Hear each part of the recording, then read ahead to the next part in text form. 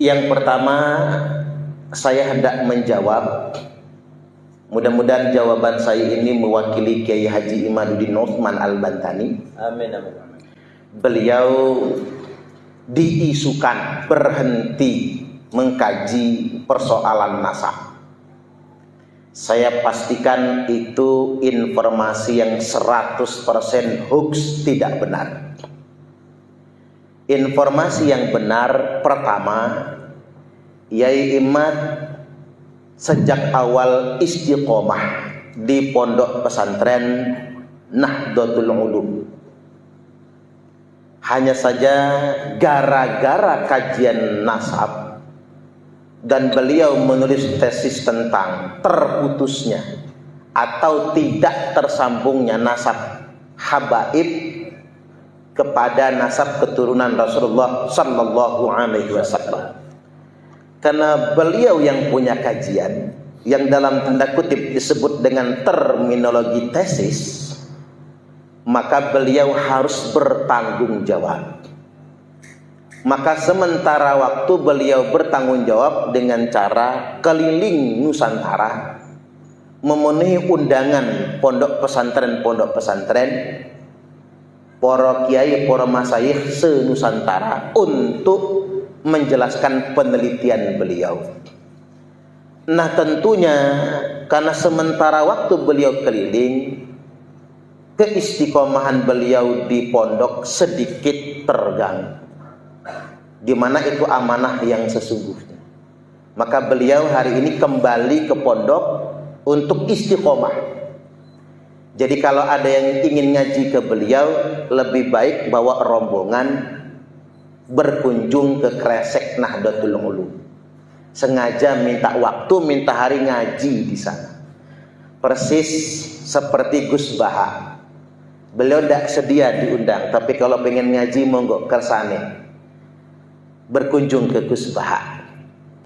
Kemudian yang kedua, beliau istiqomah, konsisten dengan kajian yang menyatakan Bani Ba'alwi, yang menyebut diri mereka Habib atau Habaib, itu bukan keturunan Nabi Muhammad Sallallahu Alaihi Wasallam. Dan beliau menegaskan sampai kiamat, berdasarkan studi ilmu nasab, studi ilmu sejarah dan tes DNA, Ba'alwi tidak pernah bisa membantah lagi.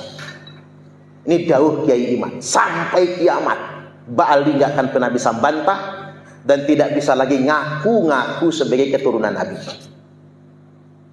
Apalagi berdasarkan sains ilmu DNA, yang DNA-nya jauh melenceng dengan DNA keturunan Nabi Ibrahim alaihi salam. Malah DNA orang Indonesia asli itu lebih dekat dengan DNA keturunan Nabi Ibrahim jika dibandingkan dengan DNA Baal, karena lebih kepada DNA Yahudi Kaukasus atau Yahudi Askenazi.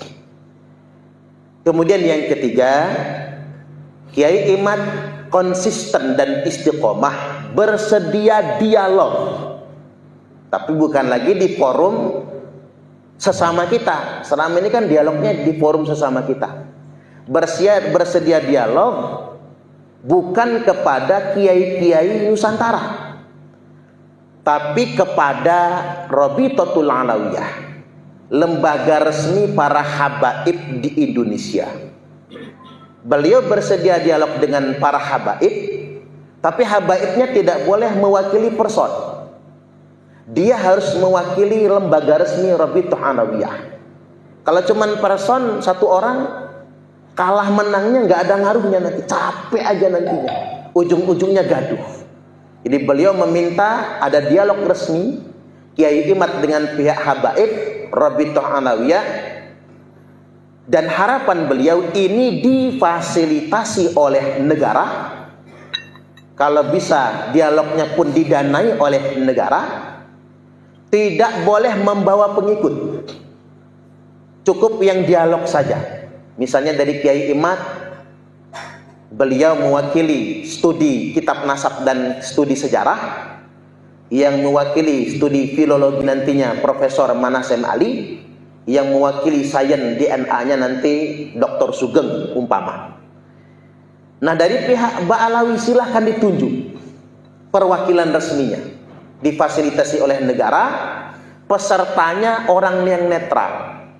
Siapa pesertanya yang diminta? Satu, perwakilan Majelis Ulama Indonesia yang netral atau tidak menunjukkan keberpihakan. Yang kedua, ulama-ulama di kalangan Jam'iyah Nahdlatul Ulama. Dan yang ketiga, ulama-ulama di kalangan Muhammadiyah. Maka kita secara resmi, saya mewakili pengurus PWI Laskar Sabirillah Provinsi Lampung mengusulkan kepada pemerintah Republik Indonesia untuk memfasilitasi dialog ilmiah antara Kiai Haji Imaduddin Usman Al-Bantani dan pihak Rabitatul Alawiyah. Kira-kira panjenengan sedaya setuju?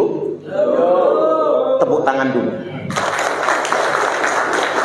Assalamualaikum warahmatullahi wabarakatuh. Terkait dengan terbitnya buku dari Ba'alwi tentang keabsahan nasab Ba'alwi sebagai bantahan terhadap kajian Kiai Imad, saya ingin tegaskan bahwasanya walaupun Bani Ba'alwi bersama para muhibbinnya mengarang ratusan lembar tulisan, bahkan menyusun mungkin ribuan lembar, bahkan hingga berjilid-jilid buku, mereka tidak akan bisa membantah kajian Kiai Haji Imaduddin Usman Al-Bantani. Mengapa demikian? Karena setebal apapun tulisan tersebut tidak bisa menjawab pertanyaan mendasar. Ba'alwi bisa membuktikan dirinya sebagai dzurriyyat Nabi sekaligus membantah Kiai Imad atau merontokkan kajian Kiai Imad dengan dua syarat. Syarat yang pertama, mereka harus menunjukkan kepada publik Indonesia dan umat Islam di dunia internasional tentang catatan kitab nasab sezaman yang mengkonfirmasi datuk-datuk mereka tentang Ubaidillah, tentang Alwi dan lain sebagainya. Hari ini Bani Ba'alwi dan muhibbin-muhibbinnya sama sekali tidak bisa mengkonfirmasi catatan terhadap datuk-datuk Bani Ba'alwi, baik dari abad 4 Hijriah, abad ke-5, abad ke-6, abad ke-7 sampai abad ke-8 lewat.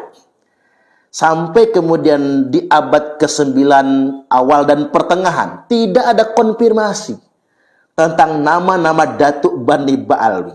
Ya silahkan ngarang tulisan berlembar-lembar, berjuta-juta lembar, apapun basis argumentasinya, sama sekali tidak bisa merontokkan kajian Kiai Imad. Karena mengapa? Yang diminta cuma satu, catatan kitab sezaman. Dalam bahasa sederhananya, kartu keluarganya mana? Orang bisa aja ngaku-ngaku setelah 5 abad kemudian. Maka saya ingin sampaikan kepada publik Indonesia dan masyarakat muslim pada umumnya, jawabannya sederhana. Ketika Bani Ba'alwi bisa mengkonfirmasikan catatan kitab nasab bagi mereka pada abad-abad yang disebutkan tadi, mereka akan menang. Tapi sampai hari ini tidak ada sama sekali catatan tersebut. Nah, syarat yang kedua, kalau ingin merontokkan kajian Kiai Imad, Bani Ba'alwi harus membuktikan kalau ahlil bait Nabi atau dzurriyyat Nabi itu DNA asal usulnya harus G. Jadi ketika ada kepastian ilmiah, argumentasi ilmiah yang menyatakan bahwasanya keturunan Nabi itu G semua, maka Ba'alwi resmi menjadi anak keturunan Nabi. Cuman masalahnya semua pakar DNA, semua ahli ilmu pengetahuan di bidang DNA menegaskan bahwasanya keturunan Nabi Ibrahim, Nabi Ismail, Nabi Ishak alaihi wassalam, sampai kepada keturunan Bani Abdi Manaf, keturunan Bani Hashim, Bani Abdul Muthalib, sampai kepada keturunan Nabiullah Muhammad sallallahu alaihi wasallam, asal usul DNA-nya harus J1. Nah, kalau Ba'alwi tidak bisa memenuhi dua syarat ini, percuma ngarang ribuan kitab sekalipun. Oleh karena itu, terkait dengan buku yang mereka tulis keabsahan nasab Ba'alwi, mari kita simak tanggapan dari Kiai Imaduddin Usman Al-Bantani berikut ini. Amin, amin. Tadi pagi saya, Mas Rifi, mendapatkan kiriman banyak sekali dari orang-orang bahwa Rabita Alawiyah katanya sudah melansir buku jawaban mereka terhadap ketidakabsahan nasab mereka. Jadi mereka ingin dengan buku itu masyarakat tetap mengakui bahwa mereka nasabnya sahih. Kira-kira demikian itu buku yang saya baca sekilas tadi sore, dan malam hari ini saya akan menanggapi dari buku yang telah beredar itu, dikirimkan dengan masif ke berbagai grup-grup WhatsApp. Saya sudah membuat catatan-catatan. Di dalam catatan saya bahwa buku itu memang 500 halaman, tetapi isinya yang merupakan hal-hal baru yang mereka tampilkan itu hanya sekitar ya 20 sampai 30 halaman lah. Jadi buku 500 halaman itu terbagi menjadi 2 bab. Bab pertama tentang tolak ukur keabsahan nasab. Pasal pertama tolak ukur keabsahan nasab dari bab 1 itu sebanyak 7 halaman. Kemudian pasal yang kedua itu tentang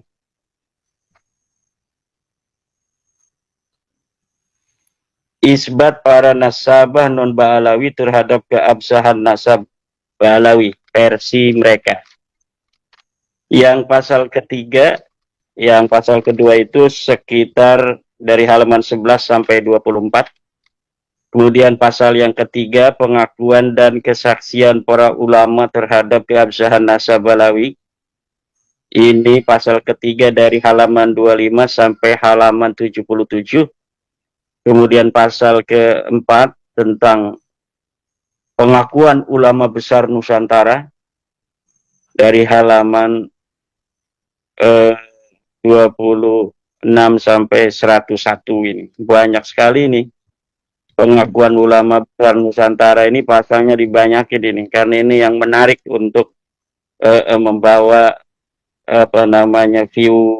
viewer dari orang-orang Nusantara agar ini ulama-ulama kita ini sudah mengakui gitu.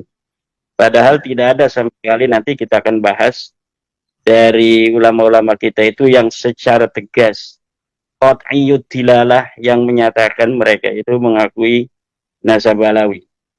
Kemudian pasal yang kelima, penetapan nasab dengan cara al-istifadah. Ini dari halaman 111 sampai 121, Mas Rifin. Kemudian pasal ke-6 dari halaman 122 sampai 128, jejak peninggalan pendahulu Ba'alawi di Hadramaut.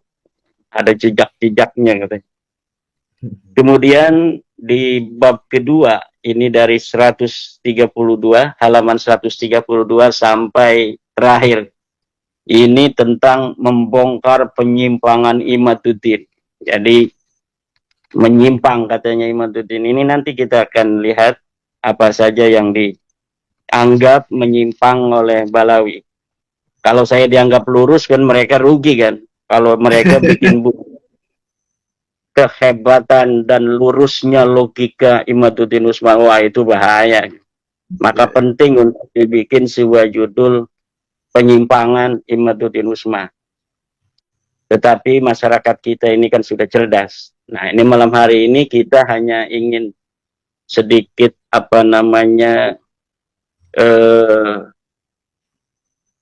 istilahnya itu mengomentari hal yang penting agar masyarakat yang menginginkan saya menjawab itu bisa melihat garis-garis besar apa sebenarnya yang bisa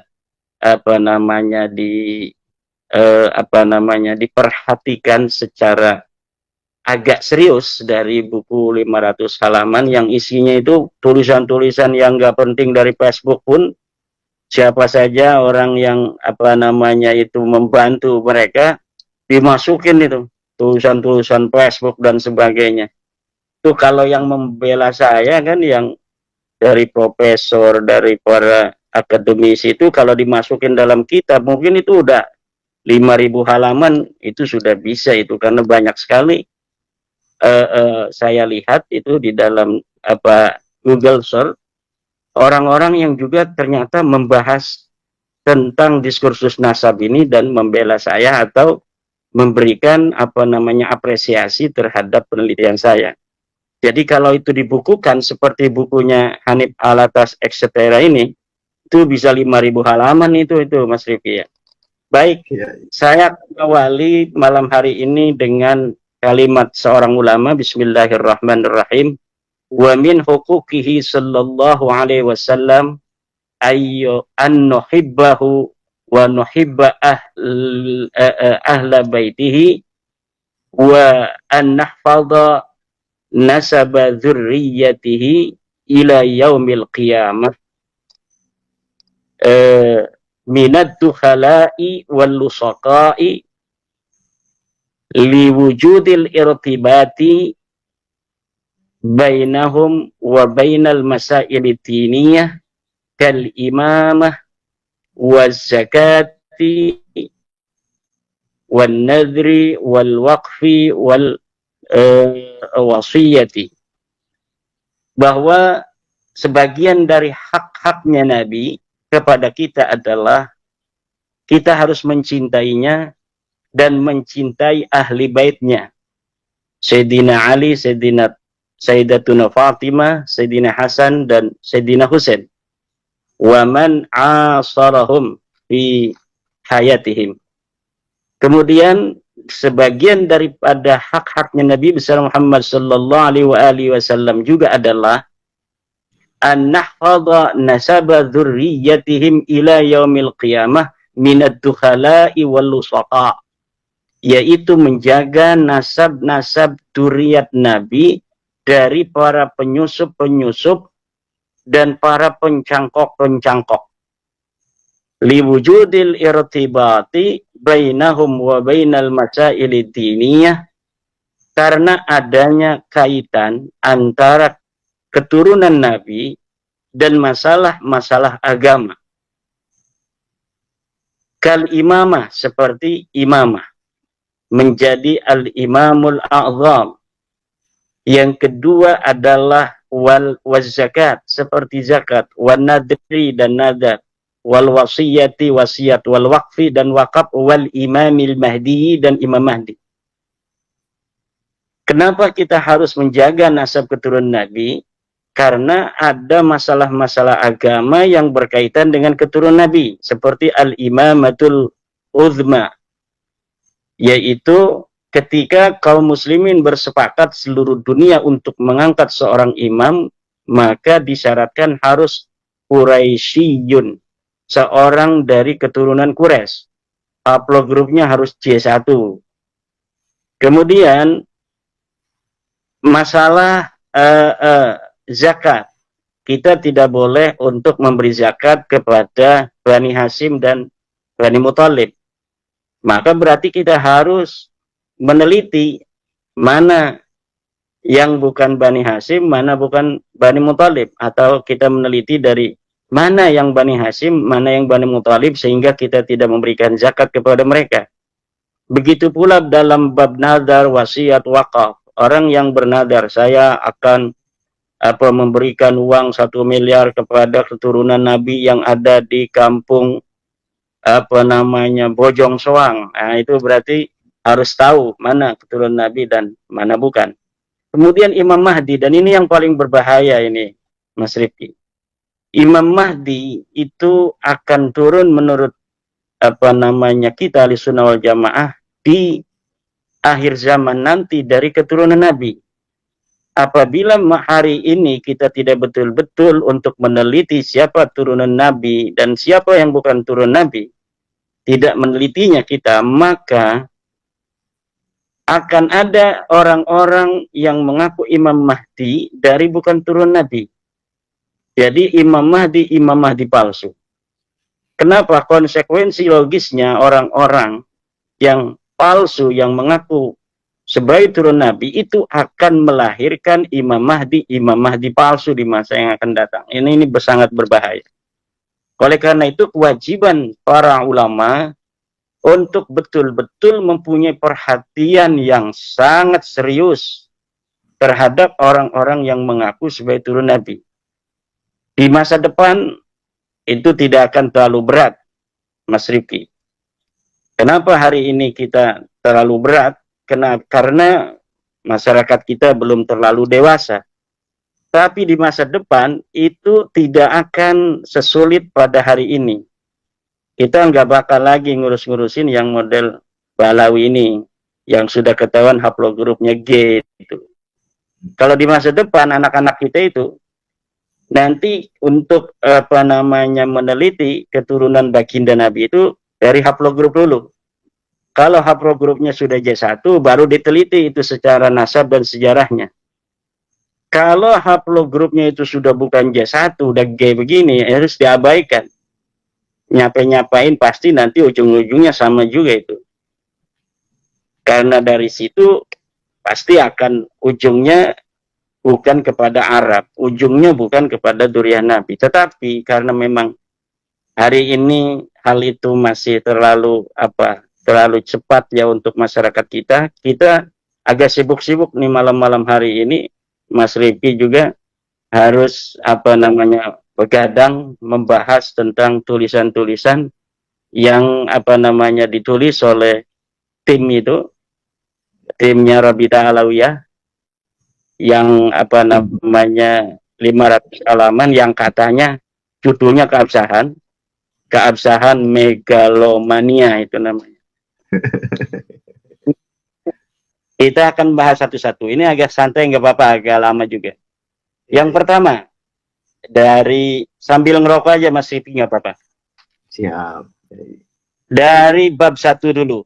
Pasal 1, tolak ukur keabsahan nasab, halaman 7. Ya, Imat. Dalam buku menyatakan bahwa para pakar teori ilmu nasab menyebutkan beberapa torik jalan antara untuk mengisbat nasab, keabsahan sebuah nasab. Jika satu saja terpenuhi, maka nasab itu sah. Ini selalu diulang-ulang itu oleh Hanif Alatas, bahwa metode menetapkan nasab itu torik jalan, ada 4, banyak sekali. Kalau misalnya satu saja sudah terpenuhi, maka katanya itu sudah sah nasab itu. Nah, di dalam buku ini yang disebutkan oleh Hanif Alatas itu cuma 2. Pertama tentang tercantum di kitab nasab, 2 tentang suhrah dan istifadah, dan dua-duanya tertolak. Metodologi isbat nasab yang disebutkan oleh buku Rabita Alawiyah ini, buku resmi Rabita Alawiyah ini tertolak. Pertama, tercantum dalam kitab nasab katanya. Ini yang ditulis oleh Rabita Alawiyah kan. Dalam buku Rabita Alawiyah ini, sebuah nasab harus tercantum di dalam kitab nasab. Sebagaimana kita ketahui, silahkan baca buku terbaru saya tentang literatur kitab-kitab nasab dari abad ke-3 sampai abad 13 yang menyebutkan Ba'lawi itu baru kitab Tuhfatul Talib 996 Hijriah, 650 tahun setelah wafatnya Ahmad bin Isa, orang keturunan Nabi asli yang diakui oleh mereka sebagai luhur mereka. Jadi mereka mengakui Ahmad bin Isa yang ada di 345 Hijriah abad ke-4. Kemudian penulisan mereka sebagai keturunan Ahmad bin Isa itu baru ada di kitab Tuhfatul Talib tahun 996 Hijriah. Ada 651 tahun nasab mereka, umudun nasab mereka, nama leluhur-leluhur mereka tidak ada, tenggelam, gelap gulita dari kitab-kitab nasab. Lalu berdasar apa kita mengatakan kitab Tuhfatul Talib itu sah dalam menulis nasab Balawi? Tidak ada. Kenapa tidak ada? Karena dalam kitab Tuhfatul Talib juga itu penulisnya mengatakan saya melihatnya dari sebuah ta'liq, bukan dari kitab nasab.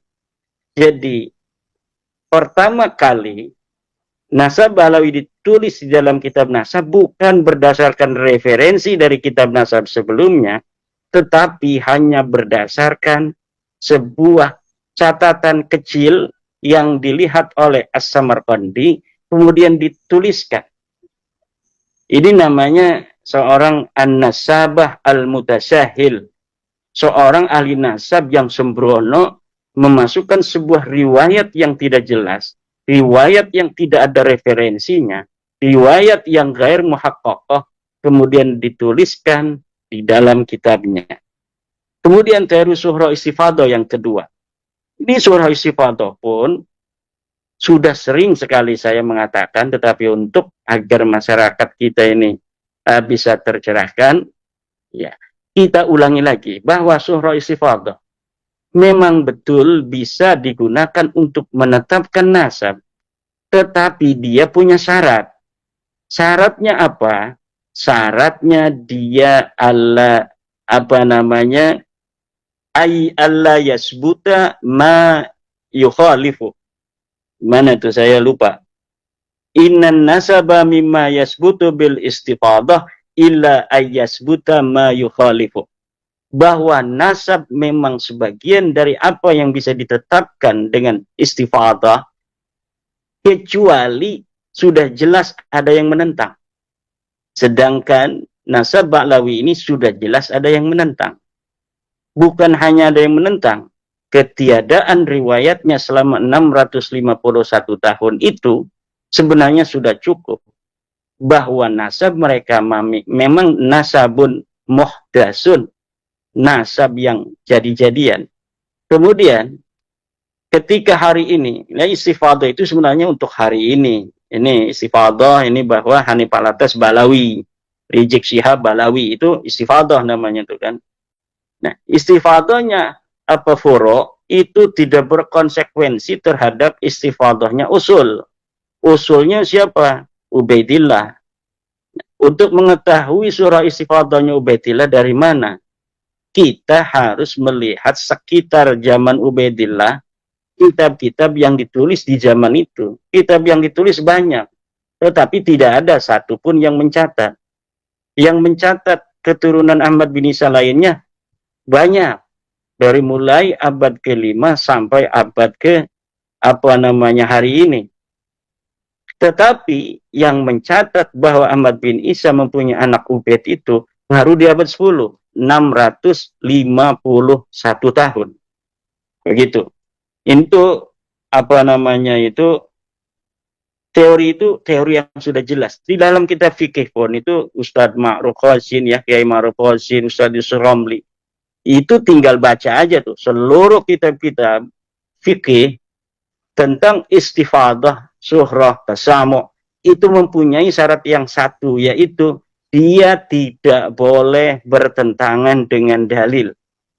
Adamul mu'arid, adamud dafi, itu istilahnya macam-macam itu. Saya tambahkan lagi nih di dalam kitab Ilmu Nasab, Muqaddimah fi Ilmin Nasab.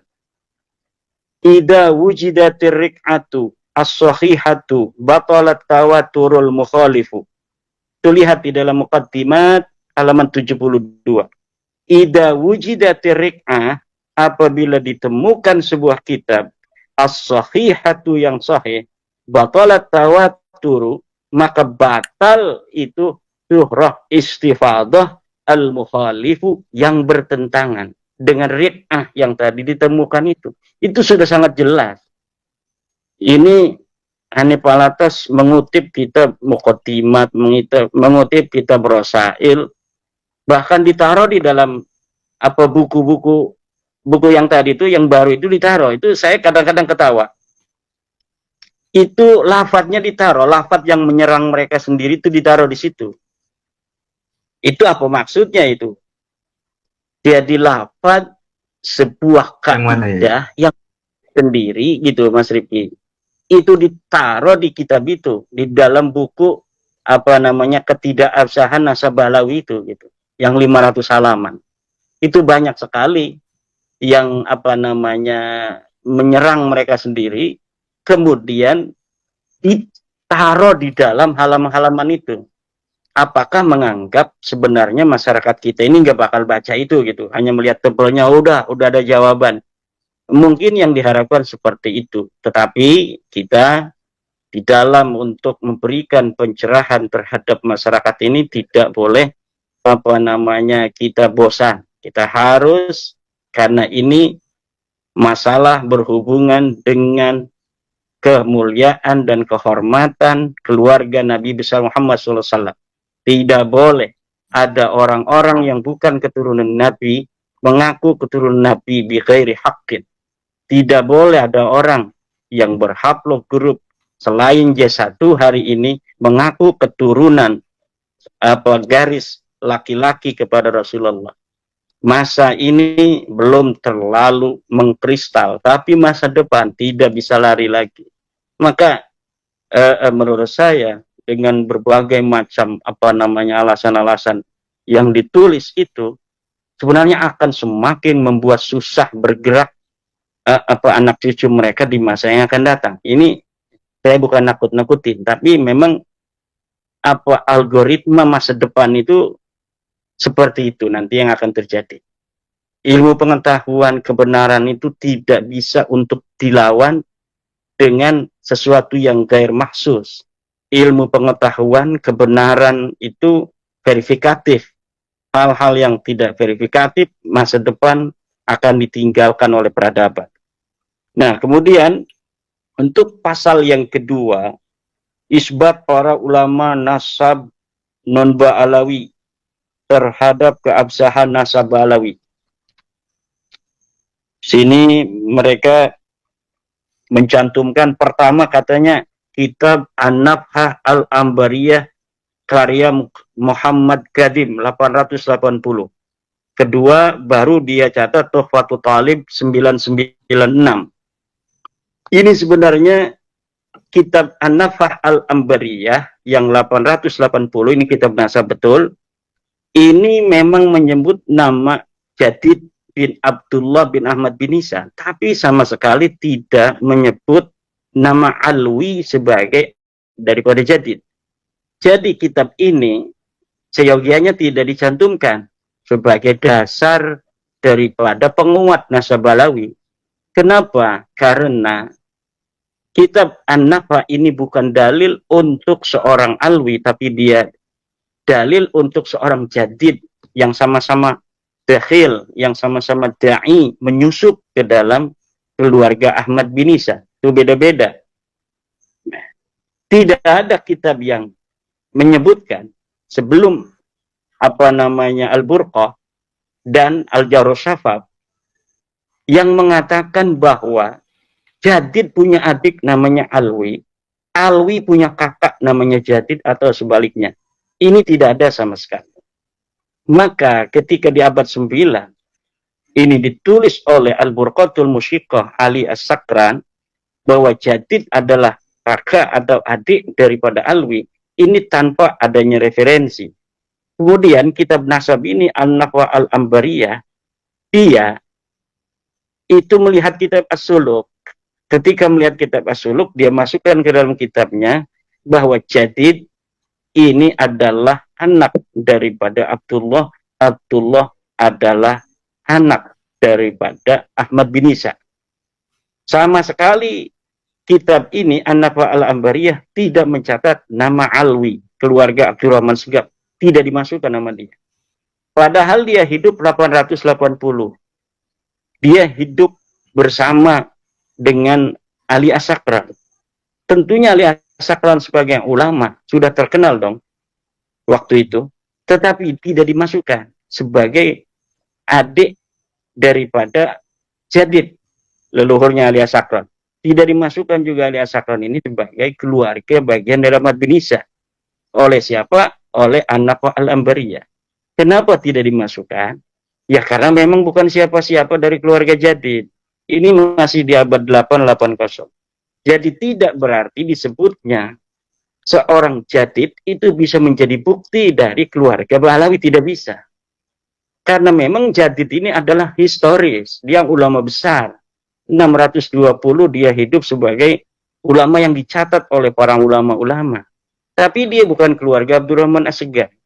Tiba-tiba di abad 9, dari 620 itu, tiba-tiba Ali As-Sakran 895 mengakui Jadid sebagai kakak daripada Alwi. Ini yang tidak ada referensinya. Jadi kitab An-Nafah al-Ambariyah ini tidak bisa untuk dijadikan dalil bagi keluarga Bahlawi. Dia adalah dalil penyusupan bagi keluarga Jadid, tapi dia bukan dalil untuk keluarga Bahlawi. Baru kitab Tuhfatul Thalib ini secara jelas ditulis Alwi bin Abdullah bin Ahmad bin Isa. Tetapi sayangnya ini pengarangnya As-Samarqandi ini dia mengatakan bahwa aku memasukkan keluarga Abdurrahman Segaf ini, Alwi, sebagai keturunan Ahmad bin Isa, bukan dilihat dari kitab yang ditulis oleh para ulama nasab, tapi aku melihatnya dari sebuah kertas, melihat dari sebuah ta'liq, kemudian dia masukkan ke dalam kitab itu. Nah, bagaimana bahasanya? Qultu ra'aitu fi ba'di ta'aliq. Aku berkata, aku melihat dari sebagian ta'liq, catatan-catatan kecil, bukan dari catatan seorang ahli nasab. Nah, kemudian antara An-Nafah al-Ambariyah yang 880 itu, Mas Rifki, dengan kitab Tuhfatul Thalib 996, ini mereka sama-sama menyusup kepada Abdullah, tetapi anehnya mereka tidak koordinasi. Harusnya kalau mau nyusup bareng-bareng koordinasi dong. Koordinasinya gimana? Ini An-Nafah al-Ambariyah kan ngomongin Jadid, dia masuk ke dalam Abdullah bin Ahmad bin Isa. Kemudian keluarga Alwi masuk nih kepada Abdullah Ahmad bin Isa. Harusnya mereka koordinasi. Ini ngomong, nanti kamu sebut ya nama saya. Jadid nanti punya adik namanya Alwi. Kemudian di kitab Tuhfatul Thalib juga begitu. Alwi punya kakak namanya Jadid. Tapi ini masing-masing tidak ada koordinasi. Ini nyebutin keluarga sendiri sampai Ahmad bin Isa. Ini nyebutin keluarga sendiri sampai Ahmad bin Isa. Padahal dia yang nulis orang Yaman. As-Samarqandi al-Yamani. Nah, ini sebuah tanda bagi orang-orang yang berakal untuk bisa mengetahui. Ini awalnya ini demikian ini sebenarnya. Jadi nanti apa yang akan ditulis oleh Hanifah Alatas, katanya ratusan kitab itu tidak ada gunanya. Kenapa tidak ada gunanya? Nah, ini saya hanya sebutkan dua ini aja. Dari An-Nafah al-Ambariyah, kemudian Tuhfatul Thalib. Yang lainnya itu semuanya adalah mempunyai referensi dari dua kitab ini. Jadi yang lain itu nanti, yang ratusan itu yang dimiliki hari ini oleh Hanifah Alatas, Imam Anu, Syekh Anu mengatakan, ya semuanya akan kembali kalau kitab nasab kepada dua kitab ini, selain kitab nasab itu kepada kitab tasawufnya Syekh Ali bin Abu Bakar As-Sakran 895 Hijriah. Jadi hanya ada di abad 9 itu saja. Kemudian apa yang diucapkan oleh ulama tentang kitab-kitab yang hari ini banyak, tapi ujungnya cuma satu, yaitu Al-Burqatul Musiqah.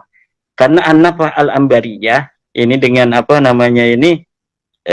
kitab Tuhfatul Thalib ini ujungnya nanti ke kitab siapa namanya, Syekh bin Abu Bakar As-Sakran Al-Burqa itu, kembalinya ke situ.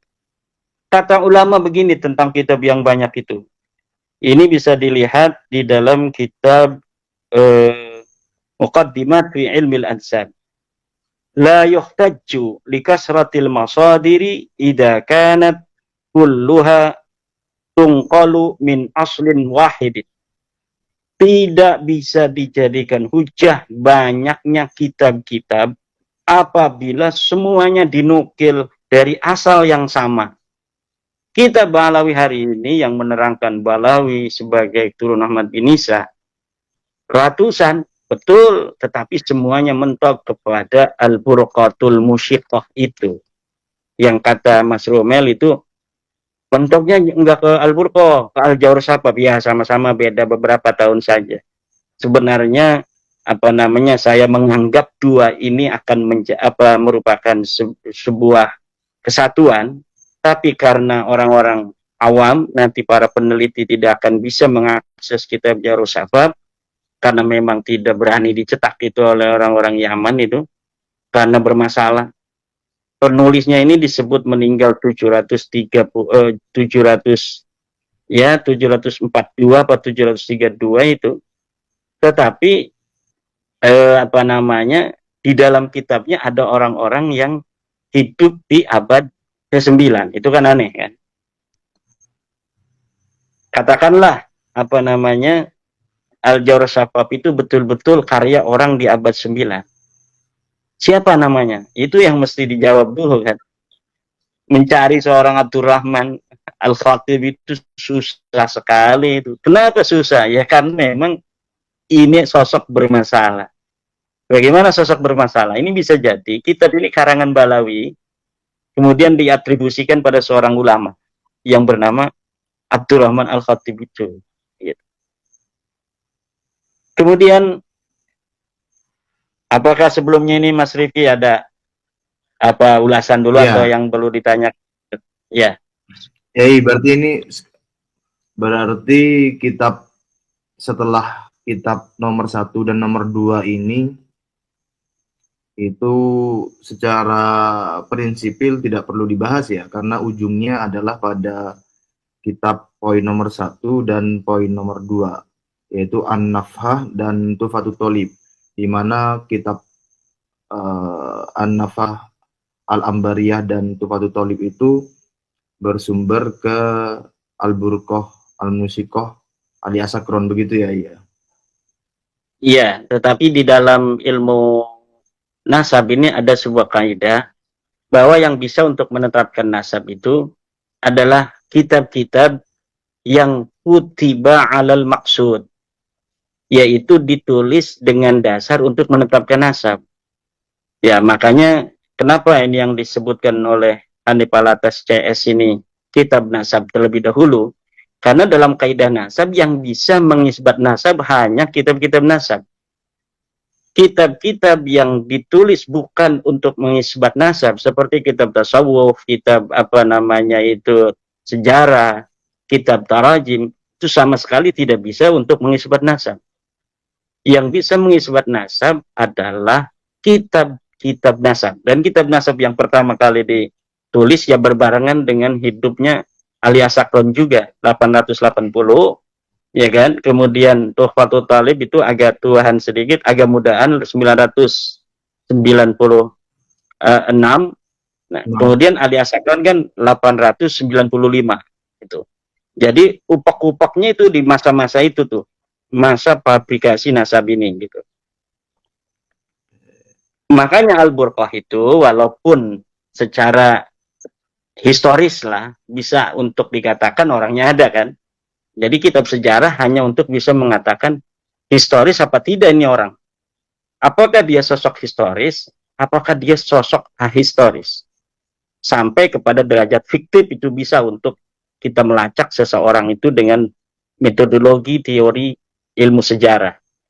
Ya, maka Al-Burqah, dari Al-Burqah ke Ahmad bin Isa itu 551. Ini saya menurunkan standar sebenarnya. Ketika kita mengatakan 550 tahun itu menurunkan standar, agar memberikan napas bagi Balawi dan pembelanya untuk mencari kitab-kitab nasab dan juga kitab-kitab sejarah, untuk mencari kitab-kitab sejarah. Tetapi hari ini kita bisa dapat melihat bahwa memang tidak ada. Jangankan kitab-kitab nasab, kitab sejarah yang banyak begitu dari abad ke-3, ke-4, ke-5, ke-6, ke-7, 8, 9, 10. Itu tidak ada yang menyebut mereka itu sampai abad 9, tidak ada. Tidak ada. Kemudian di abad 8 banyak yang menyebut jadid itu Al-Athaiyah As-Saniyah kan. Kemudian As-Suluk, tetapi tidak menyebut ke Alwi karena memang bukan siapa-siapa. Alwi dan jadid itu tidaklah bersaudara, tidak ada. Nah, itu di pasal kedua ini Mas Rifki ini sudah kitab-kitab yang lain tidak perlu dibahas karena kalau kitab-kitab lain akan mentok kepada kitab ini. Iya.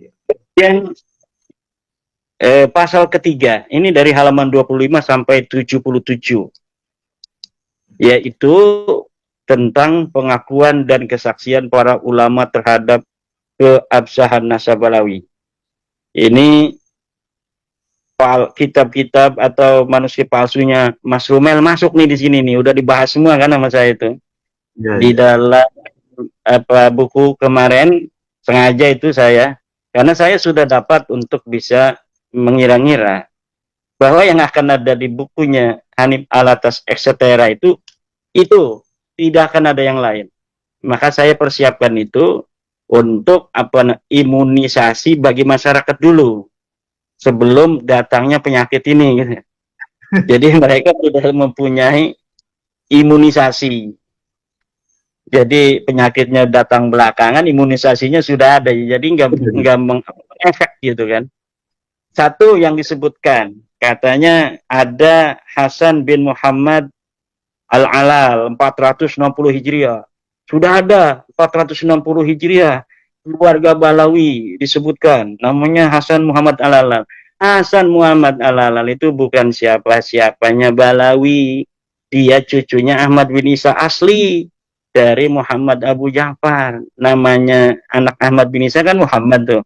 Ini keturunannya nih, Hasan Al-Alal. Sebutkan 460 Hijriah. Punya sanad yang menyebut nama daripada Ubed segala macam, itu sudah terbukti sanad palsu tulisan Salim bin Jindan. Tahun 1969 beliau wafat. Beliau orang baik, orang soleh di dalam hal lain, tapi dalam sejarah dan sanad hadis tidak boleh dijadikan pegangan. La yuhtaju bih, tidak bisa dijadikan pegangan, wala yu'tamadu alaih, dan tidak boleh dijadikan tetegenan. Kemudian Abul Qasim An-Nafat 490, sudah ada itu, silakan di dalam buku saya, manuskrip palsu Balawi versi Rumel Abbas, di situ sudah ada. Hasan bin Rashid ada juga tuh di kitab saya itu, di buku saya, silakan lihat itu para netizen. Dan Hasan bin Rashid ini bukan manuskrip palsu, ini manuskrip benar, tetapi menerangkan tentang jadid. Jadid itu sekali lagi tidak ada kaitan dengan Alwi, dia tidak punya kakak namanya Alwi, atau tidak punya adik namanya Alwi. Jadid dan Alwi orang lain, disaudarakan nanti di abad 9. Namanya saudara ketemu gede, tadinya bukan siapa-siapa, kemudian dipersaudarakan gitu kan. Kemudian ini tahun 638 katanya kan sudah ada. Tidak, itu masalah jadid. Kemudian keempat, manuskrip Syekh Umar bin Sa'ad 667, sanad palsu, sudah saya bahas juga dalam kitab saya. Al-Athaiyah As-Saniyah 778, kitab asli tapi menerangkan jadid, bukan menerangkan tentang Alwi, tidak ada kaitan jadid dan Alwi. As-Suluk 732, betul, ada itu kitab asli, tapi tidak menerangkan Alwi. Itu menerangkan jadid, tidak ada kaitan jadid dengan Alwi. Nah, sampai di situ saja. Kitab-kitab non nasab yang apa namanya di bawah abad ke-9. Yang lain itu yang 180 itu semuanya akan kembali kepada Al-Burqatul Musyiqah 895 Hijriah dan tidak bisa dijadikan patokan sebagaimana kaidah yang telah saya sebutkan, la yuhtaju li kasratil masadir idza kanat kulluha tunqalu min aslin wahidin. Tidak bisa dijadikan hujjah banyaknya kitab-kitab apabila ya sesuatu kitab-kitab itu yang banyak itu diambil dari sebuah sumber yang sama, satu sumber. Tidak bisa dihitung walaupun jumlahnya 180 kitab. Bahkan kitabnya itu ada 2.000 kitab, 10.000 kitab, 1 juta kitab. Itu tidak bisa untuk apa namanya itu dijadikan pegangan. Karena asal dari kitab itu semua satu, yaitu Al-Burqatul Musyiqah.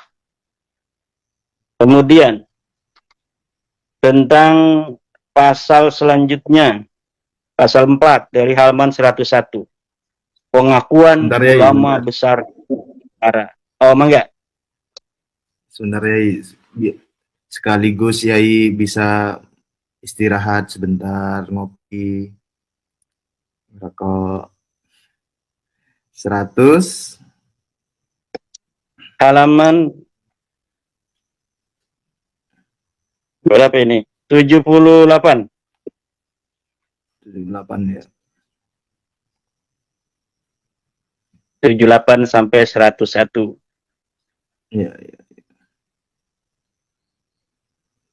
Tentang pengakuan ulama besar Nusantara terhadap status Ba'alawi sebagai zuriat Nabi Sallallahu Alaihi Wasallam. Ya. Katanya kan di situ ada tulis tuh Syekh Nawawi Tenara. Itu ada dalam kitab apa itu Uqudul Ujen.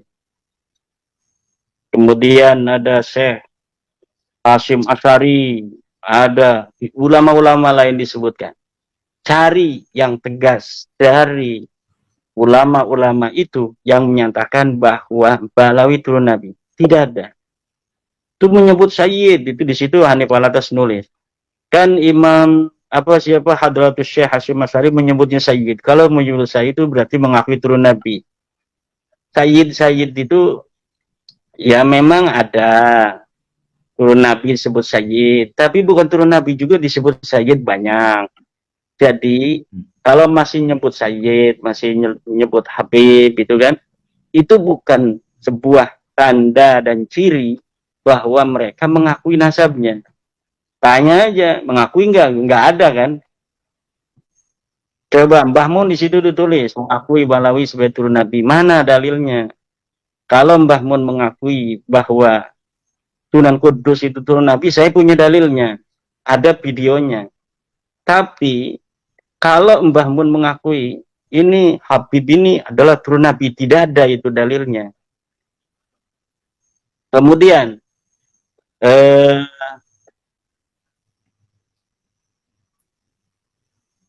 pasal yang kelima.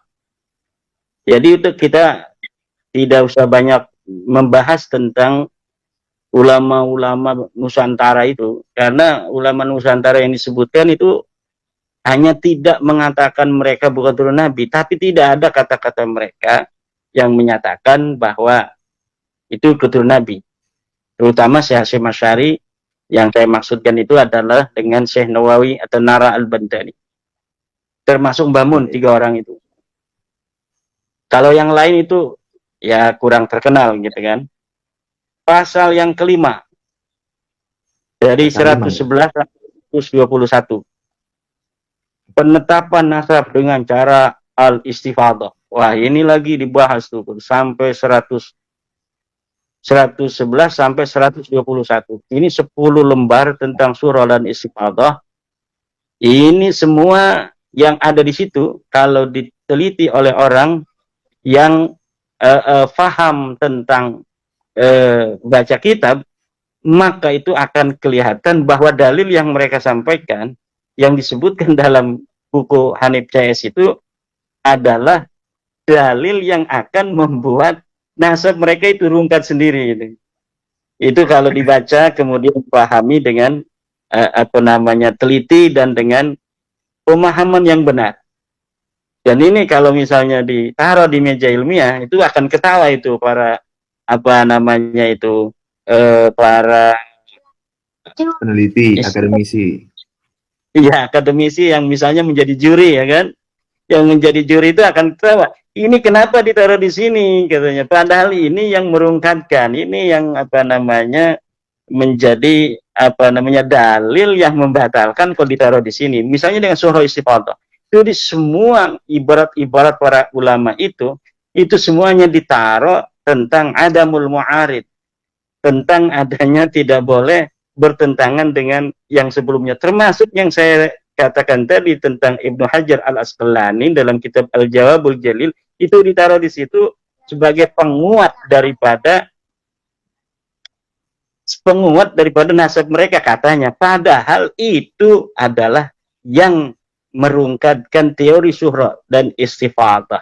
Jadi syuhra dan istifadah itu memang bisa digunakan selama tidak bertentangan dengan adanya dalil, dengan adanya ta'an fin nasab.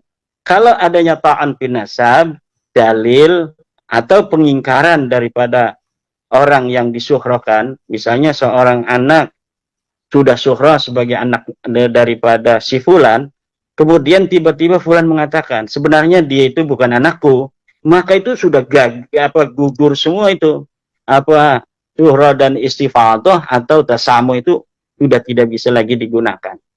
Nah, itu dalilnya semua di situ. Ada di dalam buku ini nih. Kemudian ada, ya. Saya cari-cari belum ketemu. Situ bahasa Arab. Itu iya. Kan itu nanti akan waktunya panjang. Jadi nanti biar ulama mendengar ini kan. Oh, saya teliti nanti gitu. Di situ semua ibarat-ibaratnya itu yang mengatakan surah istifadah boleh digunakan selama tidak ada penentang. Semuanya ada di situ. Kemudian pasal yang ke-6 tentang jejak peninggalan pendahulu Ba'alawi di Hadramaut 122 sampai 128. Ini hanya ada beberapa lembar ya.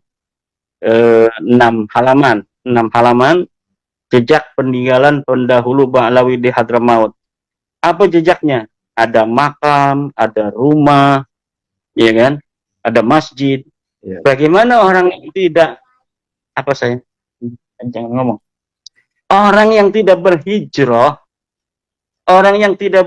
ke Hadramaut bisa punya makam di Hadramaut, bisa punya rumah di Hadramaut. Ini bagaimana ceritanya? Mereka belum bisa untuk membawa dalil tentang hijrahnya Ahmad bin Isa ke Hadramaut. Sekarang sudah berjalil dengan adanya rumah, adanya masjid, adanya makam yang diatribusikan sebagai makamnya Ahmad bin Isa. Dan ini aneh. Kemudian bab yang kedua 132. Ini bab kedua halaman 132. Ini serius ini, dari 132 sampai 500, halaman 500 itu membicarakan saya. Jadi ini sudah jelas. Nama saya itu Mas Rifki tidak akan lekang dimakan zaman, sudah ada ditulis di sini nih. Yaitu membongkar penyimpangan Imaduddin. Ada 9 poin yang Hanif Alatas CS ini ungkapkan dari penyimpangan Imaduddin. 1. Mengkaji nasab dengan mengabaikan dan menabrak tatanan ilmu nasab. Sudah saya jawab di dalam kitab metode menetapkan nasab, menurut kitab Rasail fi Ilmi Ansab. Silakan baca. Vaksinnya sudah saya kasih kepada masyarakat dan saya sudah mengira-ngira ini nanti yang akan ditulis di dalam buku Hanif Alatas CS ini. Dan itu sudah dijawab. Bagaimana cara ahli nasab di dalam menetapkan nasab? Silakan para pemirsa membaca kitab saya yang terbaru, baru beberapa hari yang lalu itu, metode menetapkan nasab menurut ahli nasab, teori dari kitab Rosail fi Ilmil Ansab. Di situ sudah ada teori-teori 7 jalan metode untuk menetapkan nasab. Semuanya tidak bisa menetapkan nasab balawi. Silahkan dibaca dan nanti kita bisa diskusikan kalau ada yang tidak setuju itu ya. Tetapi saya yakin karena dengan bahasa yang sederhana saya bikin itu siapa saja akan bisa memahaminya. Kemudian menentang, mengabaikan dan merendahkan pengakuan para ulama muktabar terhadap keabsahan nasab balawi. Menentang, mengabaikan, jadi saya ini dianggap menentang, mengabaikan dan merendahkan pengakuan para ulama muktabar terhadap keabsahan nasab balawi. Ya ini ngadu domba saya dengan para ulama. Dalam dunia ilmiah itu siapa orangnya, tapi mana dalilnya. Jadi tidak dilihat dari siapa, tetapi dilihat dari dalilnya mana.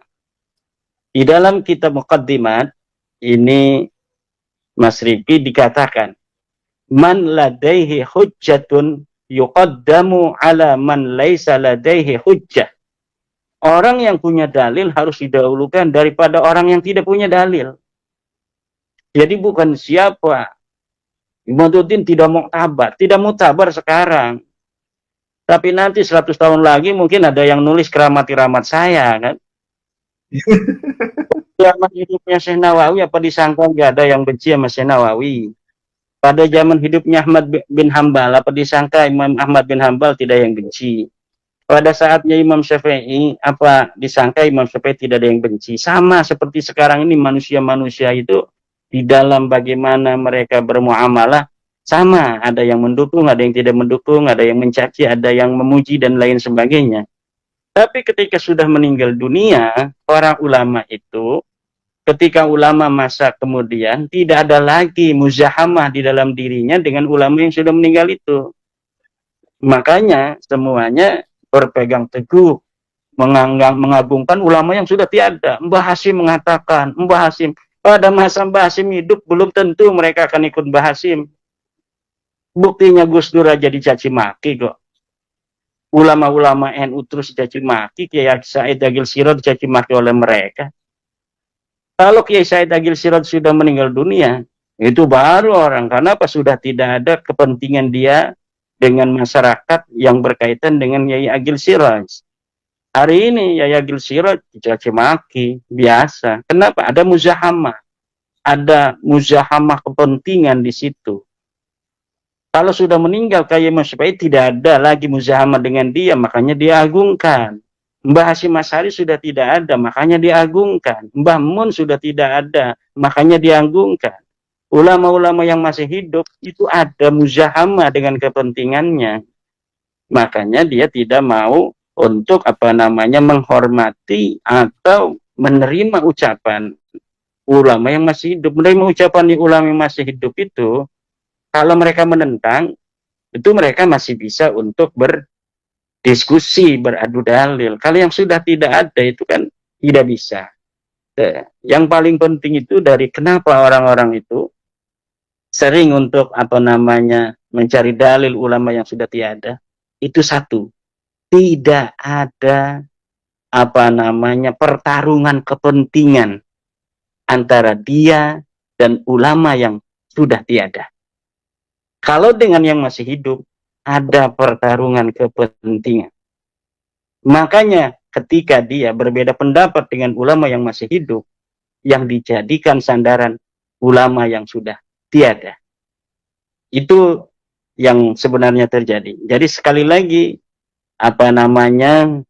saya katakan tentang banyaknya ulama-ulama yang muktabar. Muktabar menurut siapa?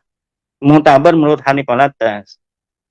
Murad Sukri, wah itu Murji'ah, itu Wahabi, itu tidak bisa untuk jadi kepegang. Kenapa? Karena mengganggu kepentingannya.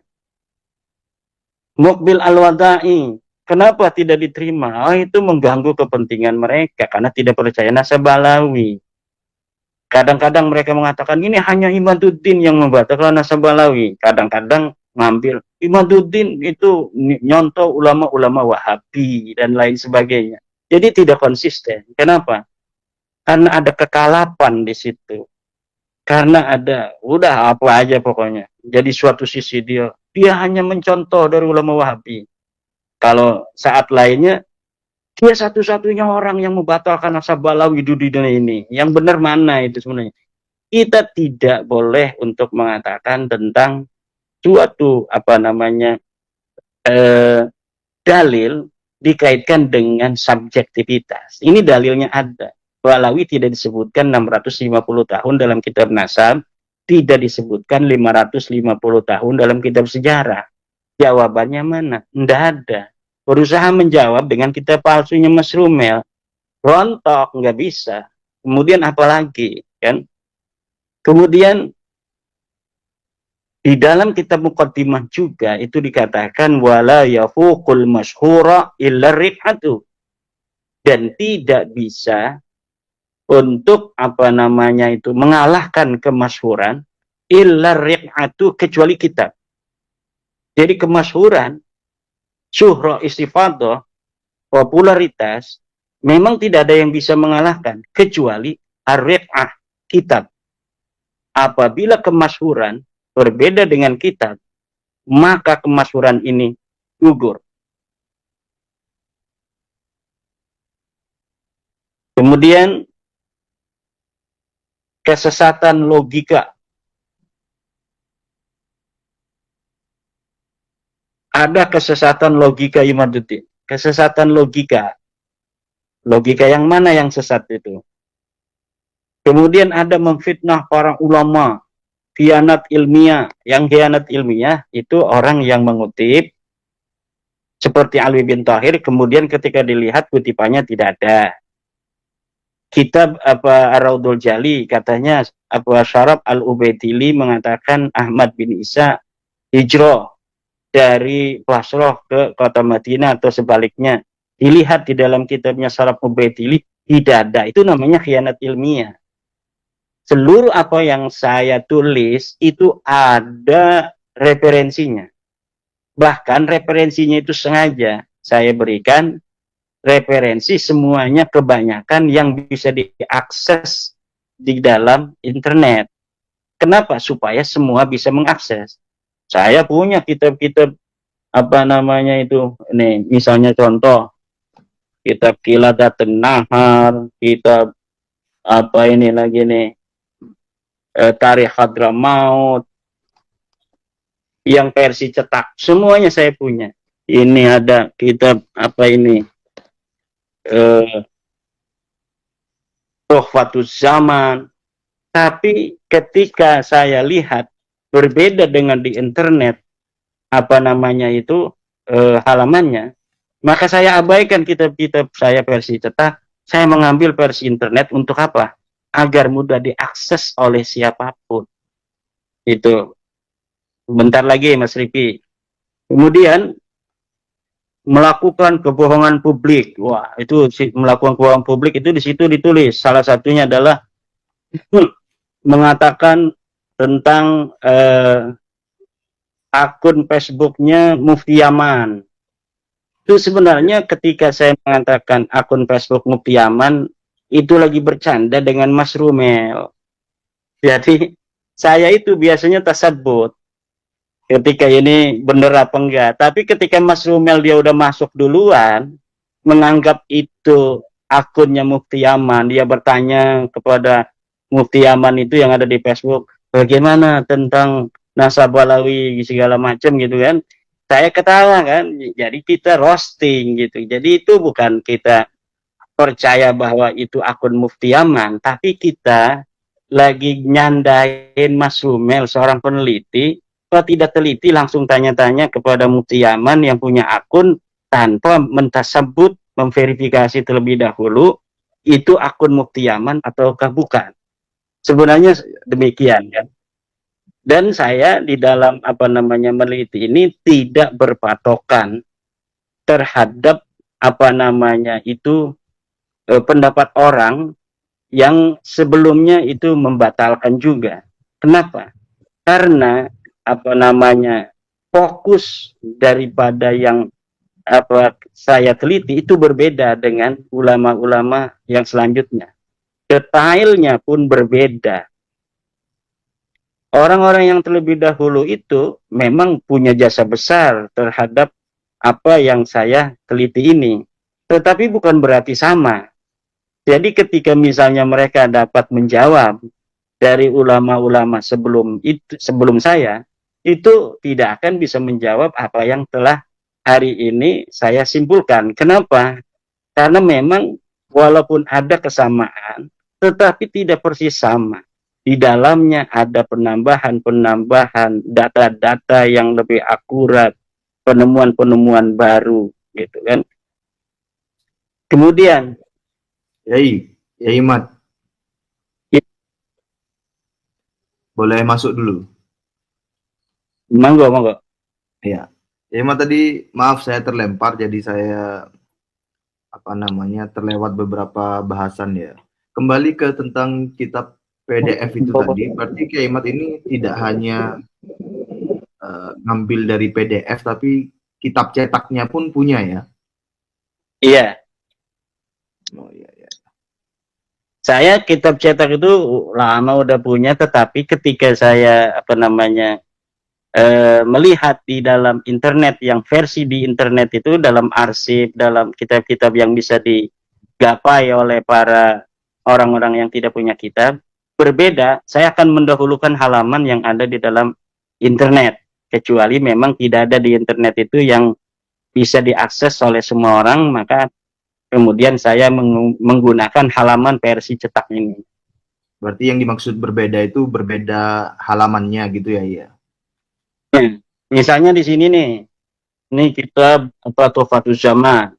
Di sini halamannya 172, di sana halaman 175, atau kadang-kadang ada yang bedanya 50 halaman kan. Saya gunakan versi yang ada di internet itu. Kenapa? Agar nanti orang meneliti itu mudah untuk mendapatkannya. Baik, ya Iman. Monggo. Bentar lagi ini. Yang ketujuh, menjiplak pemikiran orientalis dan non-aswaja. Ini yang sudah saya sebutkan tadi. Ya, menjiplak pemikiran. Kadang-kadang ngomongnya menjiplak. Kadang-kadang ngomongnya hanya Imaduddin yang mengatakan nasab Balawi itu terputus. Nah, jadi tidak ada konsistensi. Yang terpenting adalah mana dalilnya. Imaduddin ketika mengatakan ada dalil apa tidak? Saya punya dalil. Mana orang-orang yang menyambungkan dalilnya? Tidak ada. Di dalam buku 500 halaman itu tidak ada dalil tentang ketersambungan nasab mereka. Kemudian, tidak punya kompetensi dalam ilmu nasab. Yang punya kompetensi siapa dari Rabita? Silahkan. Diundang di Win Wali Songo, SMS, jangan bahas nasab. Kan akhirnya ketakutan itu Win Wali Songo tidak jadi kan. Nah, sekaligus saja nih, pada kesempatan malam hari ini, siapa saja dari universitas yang ada di Indonesia yang bersedia untuk menjadi tuan rumah, silakan undang kami, saya dan Rabita Alawiyah untuk membahas nasab Balawi ini. Misalnya ada universitas di mana saja, yang penting sifatnya ilmiah, gak usah bawa-bawa pendukung saya atau pendukung daripada Rabita Alawiyah. Cukup para dosen, para akademisi, para juri, kemudian saya dan perwakilan Rabita. Kalau masih penasaran untuk tentang metodologi dan teori-teori ilmu nasab, apakah saya itu mempunyai kompetensi di situ ataukah tidak, baru kita akan tahu apabila sudah ditukar pikiran saya dengan pikiran dari perwakilan Balawi itu. Mana yang paham ilmu nasab, mana yang tidak paham ilmu nasab. Kemudian tentang kesembilan, membatalkan nasab dengan tes DNA. Saya memang membatalkan nasab dengan ilmu nasab dan ilmu sejarah plus tes DNA. Dan kita tidak bisa berpaling dari kemajuan teknologi di masa yang akan datang. Masa yang akan datang tidak seperti hari ini. Hari ini tidak seperti waktu saat saya kecil. Saat saya kecil, itu Mas Rifki, kalau sudah jam 7:30, itu dimatikan petelomak itu dari ruang tamu, kemudian kita disuruh masuk kamar dengan lampu tempel. Tahun 87 baru masuk listrik itu di Kresek.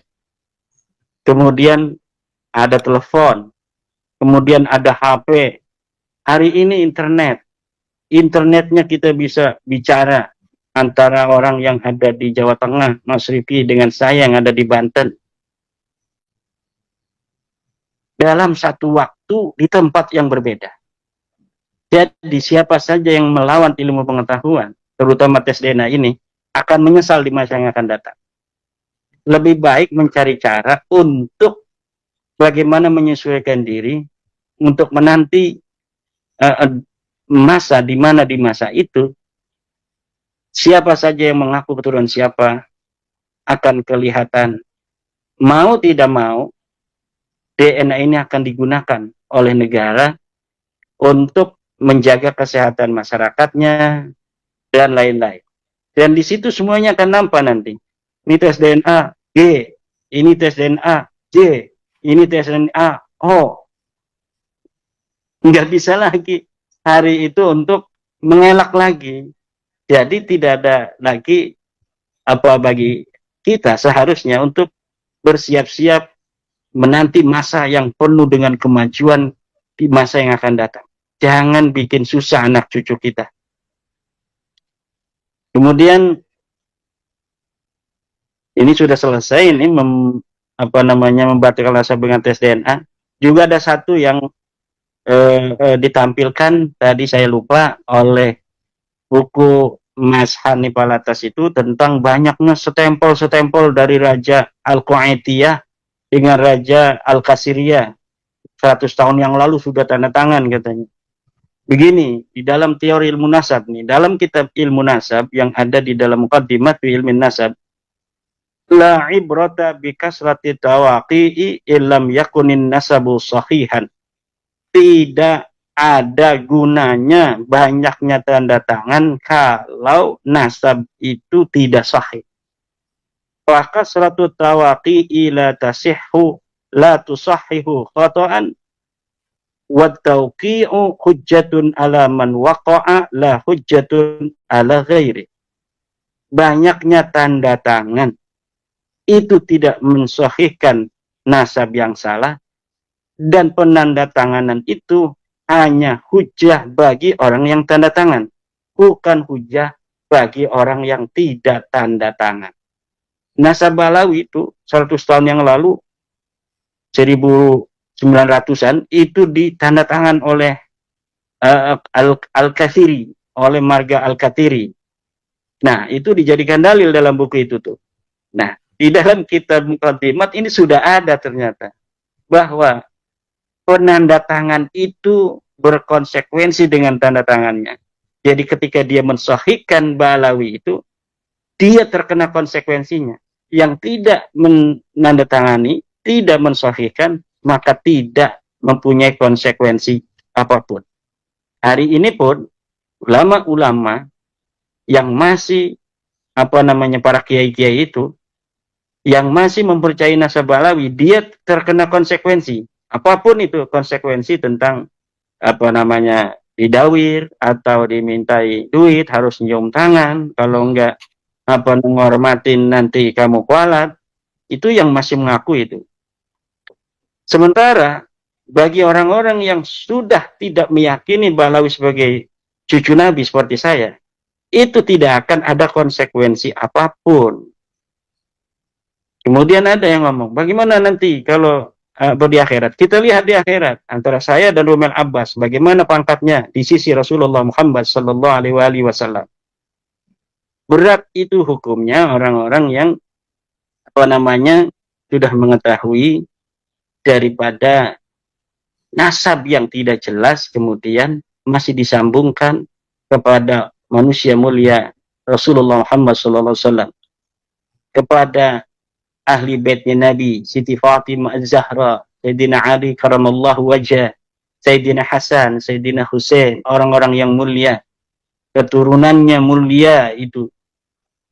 Coba di dunia ini selain Balawi, apakah ada orang-orang yang sangat ngurusi nasab seperti Balawi? Ketika ada orang yang tidak mempercayai mereka begitu ketakutan seperti ini, apakah ada di dunia ini? Cari. Tidak ada. Demikian mungkin Mas Rifi yang bisa saya sampaikan. Apa ada hal-hal yang... Iya, saya merespon dan mungkin ada muatan sedikit bertanya ya. Pada poin 7, di situ dikatakan menjiplak pemikiran orientalis dan tokoh non-aswaja. Itu kan kesannya kalau tokoh non-aswaja itu otomatis tertolak begitu ya. Tapi kita ketahui bahwa mereka itu sampai ke Iran ya, ke Syekh Mahdi Rojai untuk meminta testimoni lah begitu. Itu kan nampaknya ada kontradiksi begitu ya. Gimana ya Imam merespon itu? Jadi ada memang inkonsistensi, cara berpikirnya tidak metodologis gitu. Cara memberikan sanggahan tidak metodologis. Kalau metodologis, mereka tidak akan membuat kalimat non-aswaja itu. Karena kitab-kitab nasab, termasuk Tuhfatul Azhar itu, di abad ke-11 yang menyebut Balawi itu adalah orang Syiah. Jadi kalau misalnya tidak digunakan itu kitab Tuhfatul Azhar, kurang dong tuh yang menyebut nama Alwi itu di abad 11, nggak ada itu. Berarti hanya satu kitab Tuhfatul Talib saja. Saya belum meneliti apakah Samarqandi juga ini jangan-jangan dia Syiah juga. Kalau misalnya Syiah juga nggak ada berarti sama sekali yang menulis nasabnya Balawi. Jadi di dalam nasab dan sejarah itu tidak perlu ada aswaja, non-aswaja. Dalam kebenaran, siapa saja yang membawa dalil kebenaran akan agama Allah ini, kita terima, walaupun dia bukan aswaja. Coba lihat, hari ini saya kirimi sebuah tulisan Mbah Hasyim Asy'ari, Al-Mawa'id Asy-Syaikh Hasyim Asy'ari. Itu siapa yang merawat? Perpustakaan Muhammadiyah di Yogyakarta. Saya dikirimi linknya, saya dikirimi PDF-nya. Siapa yang merawat sampai hari ini ada daripada nasihatnya Mbah Hasyim, Perpustakaan Muhammadiyah Yogyakarta. Nah, orang Muhammadiyah itu tidak mikir-mikir ini orang NU yang menjadi saingannya waktu zaman dulu kan. Kemudian tidak menaruhnya di perpustakaan, tetap ditaruh di perpustakaan. Kalau kita mau nyari itu di lemarinya kiai-kiai NU mungkin susah mencari mawaidnya Mbah Hasyim Asy'ari itu. Karena tulisannya aja itu tulisan cetakan lama sekali. Nah, dari situlah sejarah kebenaran, dalil dari siapapun, kalau itu memang bisa diterima dengan akli, bisa diterima dengan nakli, apalagi ada ijma di sana, maka kita terima siapapun itu yang membawanya. Jadi orang-orang yang membentur-benturkan non aswaja dan sebagainya, karena dia sudah mencatat ini aswaja versi dia kan beda kan. Versinya harus ada versi-versi lain itu aswaja. Oh itu aswaja juga liberal nanti kan begitu. Ini ada lagi Iya. ulama yang mendukung, wah ini Kiai Said Agil liberal, ini Kiai Marzuki Mustamar liberal. Dari mana Kiai Marzuki Mustamar liberal kan? Roma Irama, oh dia pedangdut. Pedangdut bukan sembarangan, rajanya. Ini raja dangdut, jangan sembarangan. Ulama, kiai dari zaman dulu dia itu berdakwah kan. Ini kalau yang tidak mendukung nanti akan mendapatkan serangan dari pribadi, dari hal-hal lainnya, kredensi dan sebagainya. Tapi kalau yang mendukung mereka dibesar-besarin, walaupun hanya seorang TikToker itu akan dianggap ulama gitu, dibawa-bawa kemana-mana sekarang. Ya, dia bukan majelis ulama di kecamatan Acan kan, nggak ada di struktur NU, nggak ada di struktur kecamatan sebagai apa misalnya di majelis ulama kecamatan. Nah, kalau misalnya ada orang yang di majelis ulama kecamatan itu berarti udah diakui itu, karena tidak mungkin sesuatu yang bersifat umum, yang bersifat sebuah jabatan strategis, misalnya komisi fatwa kecamatan gitu, itu tidak mungkin dia sembarangan untuk angkat oleh ulama.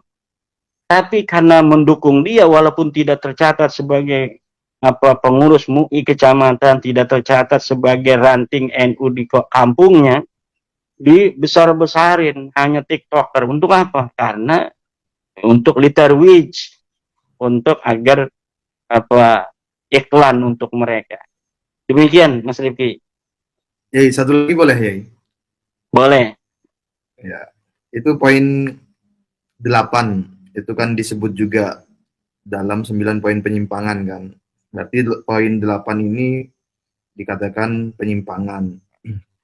Tidak punya kompetensi dalam ilmu nasab. Tadi ya Imat sudah menyinggung siapa dari Robito Alawiyah yang ilmu nasab. Tapi saya ingin memperdetail. Kalau netizen bertanya apakah Ali Asakron itu ahli nasab gitu? Apakah pertanyaan itu valid ya? Dia tidak ada kitab nasabnya. Kitab kan yang Ali Asakron bukan ahli nasab kan? Itu kitab tasawuf, itu hanya kitab tasawuf diselipkan tentang nasab dia gitu, tentang leluhur-leluhur dia. Jadi tidak ada yang mengatakan Ali Asakron itu ulama nasab, dan tidak ada ulama-ulama nasab yang sekeliling dia yang menyebut nama dia sebagai ahli nasab. Ini As-Samarqandi, kemudian An-Nafah Al-Ambariyah, semasa dengan dia tidak ada yang menyebut Ali Asakron sebagai ahli nasab. Jadi ya kompetensi itu sekarang orangnya masih hidup bisa dijajah bagaimana kompetensinya terhadap ilmu nasab. Disebutkan gurunya siapa dalam ilmu nasab. Orang cerdas itu bisa baca, bisa meneliti. Itu banyak guru yang tentang metodologi, tentang bagaimana istimbat, tentang bagaimana ijtihad, tentang bagaimana tarjih, tentang bagaimana meneliti hadis. Lah ilmu nasab ini nggak ada apa-apanya dengan ilmu hadis. Saya ini S2-nya ilmu hadis, S3-nya juga ilmu hadis. S3 saya ilmu hadis, ilmu tafsir dan ilmu hadis. Cuma nggak saya terusin. Capek masih itu. Tapi alhamdulillah saya sudah, walaupun hanya 2 semester kurang, itu bisa memahami apa yang kira-kira akan diajarkan berikutnya itu, karena memang sudah ada sanadnya ke S3-nya itu. Sudah ada sanad S3, kemudian berhenti ya kan, tetapi sudah ada sanad S3-nya itu tuh, tentang ilmu hadis dan ilmu tafsir. Meneliti hadis itu lebih detail daripada meneliti ilmu nasab. Lah ilmu nasab itu hanya beberapa nama-nama, kita menghafal nama dari 1 sampai 40. Kemudian kita lihat kanan kirinya. Ilmu hadis itu rijal hadis Imam Bukhari, rijal hadis Imam Muslim, rijal hadis Imam Ibnu Majah, rijal hadisnya Imam Turmudi, rijal hadisnya Ad-Dailami, rijal hadisnya Imam Malik, rijal hadisnya Syafi'i, rijal hadisnya Ahmad. Itu beda-beda semua. itu diteliti apakah ada pertemuan, apakah ada satu masa, apakah dicukupkan satu masa saja tanpa pertemuan, apakah bisa diterima, kemudian siapa saja muridnya, setelah diketahui muridnya, gurunya siapa saja, setelah diketahui siapa gurunya, bagaimana apa namanya kapasitas apa dia dalam kediriannya, dalam adalah, dalam pasakahnya dan sebagainya, itu diteliti. Itu lebih detail daripada hanya meneliti nama-nama, ini nyambung, ini anak siapa, ini anak dia atau bukan. Itu lebih mudah daripada meneliti sebuah hadis. Ya. Ini nomor 8 ini, saya sekedar mengulangi, tidak punya kompetensi dalam ilmu nasab. Ini kan berarti poin ini juga berlaku bagi klan Habib Alwi, Robito Alawiyah dan para pendukungnya kan ya. Kalau Ya, kalau kita menggunakan poin ini begitu. Kan begitu ya. Ini artinya kan poin yang juga blunder untuk diri mereka sendiri. Gimana? Siapa gurunya Taufik Sigap itu jadi ketua Robito Alawiyah dalam ilmu nasab? Ya.